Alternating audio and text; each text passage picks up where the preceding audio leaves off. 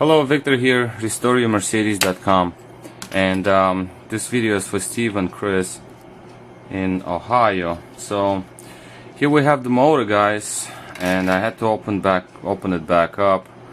As you can see, this is your throttle body right here. See, the motor is out, the gear is out also. I had to press this out again. Now, and here's the issue here I found. Basically, just let me just move this out the way like that. Basically, the brush that was stuck before, which was sitting in here in this opening right here, okay, used to slide in and out. There are two of them, okay, left and right, which I both cleaned up and I just shaved them up. One of them, I'll show you right now. Actually, this is what happened.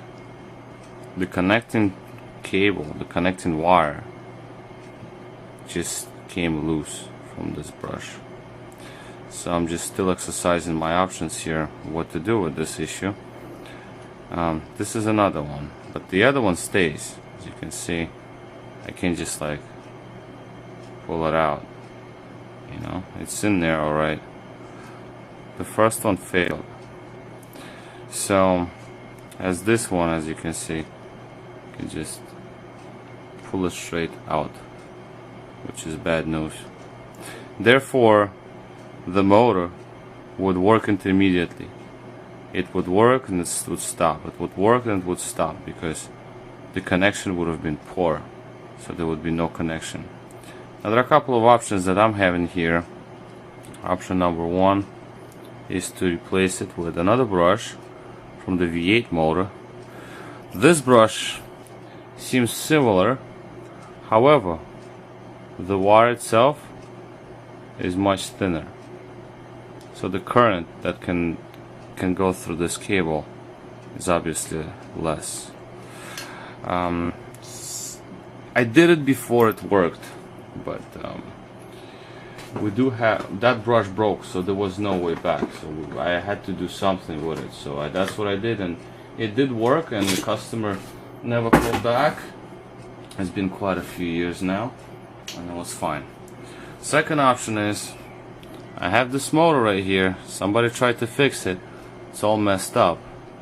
This is from a 95, but I'm going to open this motor and inspect brushes. If brushes are good, I'll put one of them into your motor, because this motor also came in for intermediate issue.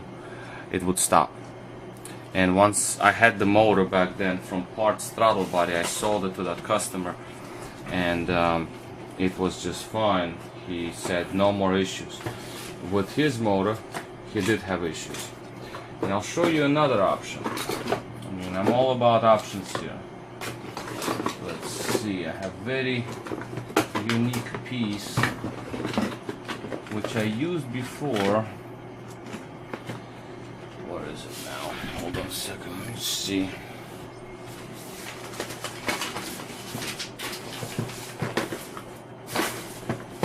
Just saw it recently. I used it one time only, and it was nice. It worked out. Let's see, maybe it's in the other drawer.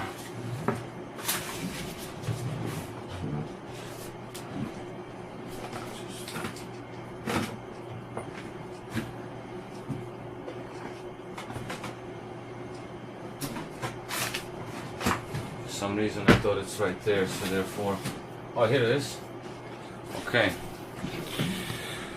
here is the third option. This is conductive epoxy.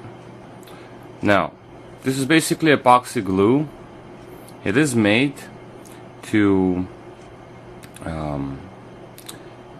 glue electric parts to materials that cannot be soldered.